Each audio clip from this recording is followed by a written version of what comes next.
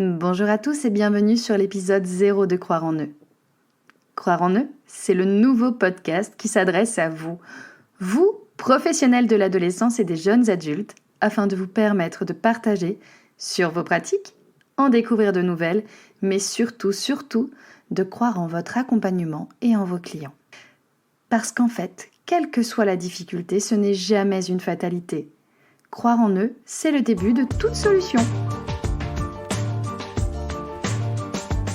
Dans cet épisode, en réalité, nous allons faire connaissance. Je vais vous expliquer qui je suis, ce qui m'a amené à vous proposer ce podcast, mais aussi ce que vous trouverez dans les épisodes de Croire en eux et à quelle fréquence. Alors, qui je suis ? Qui se trouve derrière ce micro à moumoute que vous entendez ? Je suis Émilie Terret, 38 ans, mariée, maman de 2 enfants. Je suis maître praticien à ce jour en hypnose ericksonienne et je reçois des enfants, des ados et des adultes à Gif-sur-Yvette en Essonne, ce depuis 2019.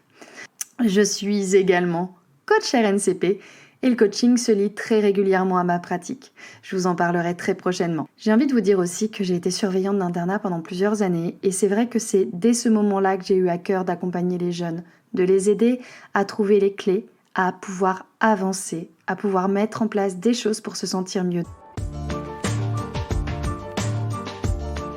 Dans mon histoire, en 2017, après 11 ans de postes divers de management, il faut savoir que j'ai décidé de me reconvertir en hypnose. Je me suis formée à l'hypnose à l'Arche, l'école de Kevin Finel, puis je me suis spécialisée dans l'enfance. Mais je me suis rapidement retrouvée face à un manque certain de connaissances sur l'adolescence. Et c'est là que naît ce podcast Croire en eux.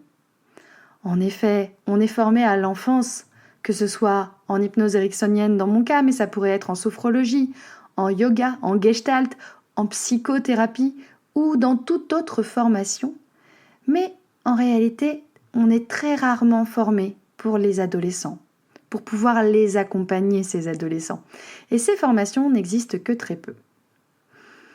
D'ailleurs, moi j'aime bien commencer toujours par une petite définition. C'est quoi un adolescent ?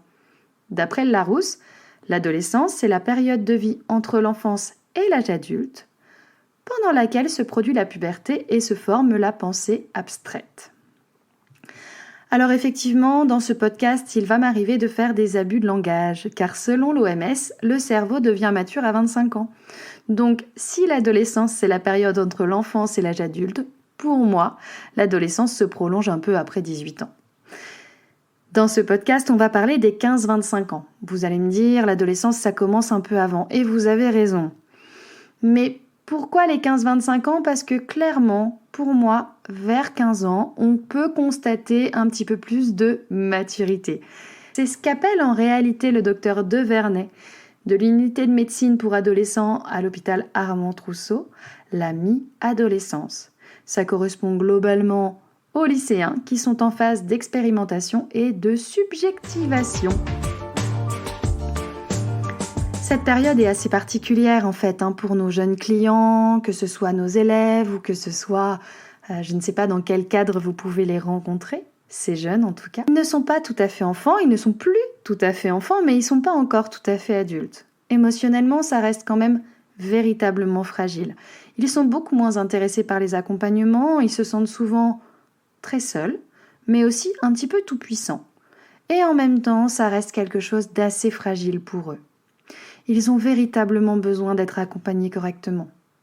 Est-ce qu'il faut rappeler que selon l'INJEP, c'est l'Institut national de la jeunesse et de l'éducation populaire, 11,7% des 17-24 ans déclarent avoir vécu un épisode dépressif. Faut-il rappeler aussi que le suicide est la 2e cause de mortalité des 15-24 ans après les accidents de la route.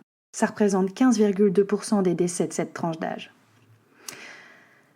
Alors avec la situation sanitaire, ces chiffres ne se sont pas arrangés et vous le savez comme moi. Ces jeunes, vous l'avez compris, ont besoin d'être accompagnés et d'être bien accompagnés.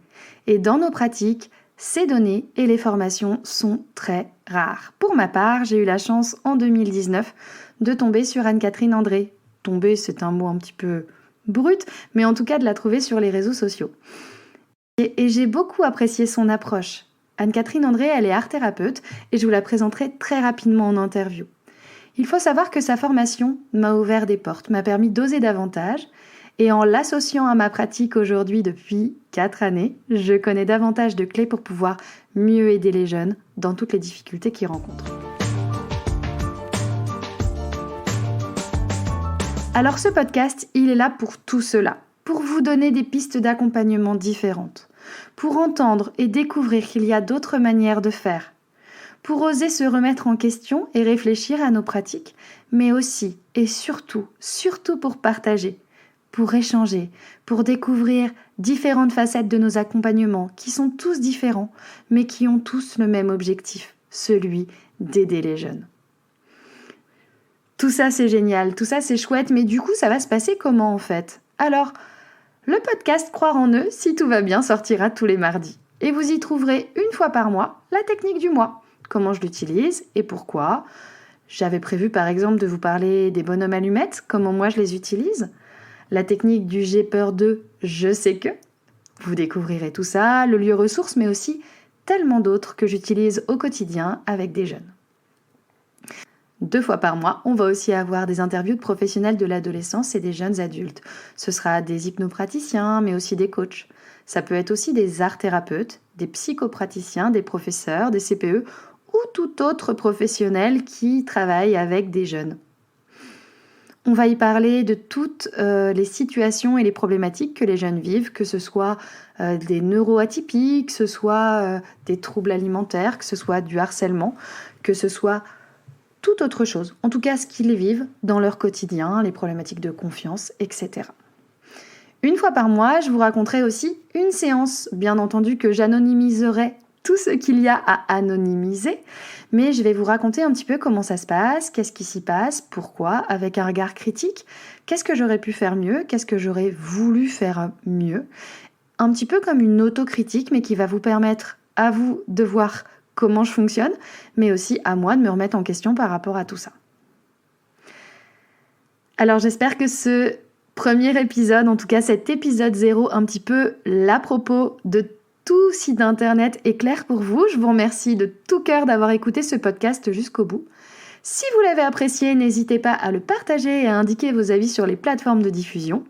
Vous nous retrouverez sur les réseaux sociaux, que ce soit Facebook, Instagram et LinkedIn prochainement. Ça s'appelle Croire en eux, le podcast. Vous nous retrouverez aussi sur un groupe Facebook privé, Croire en eux, le groupe, où vous pourrez partager sur les difficultés rencontrées, recueillir des avis et des entraides bienveillantes et accueillantes. En tout cas, c'est ce que je souhaite y mettre. On se retrouve très vite pour un nouvel épisode où je vous détaillerai ma pratique avec les jeunes des 15 à 25 ans. Je vous dis à très bientôt. Prenez soin de vous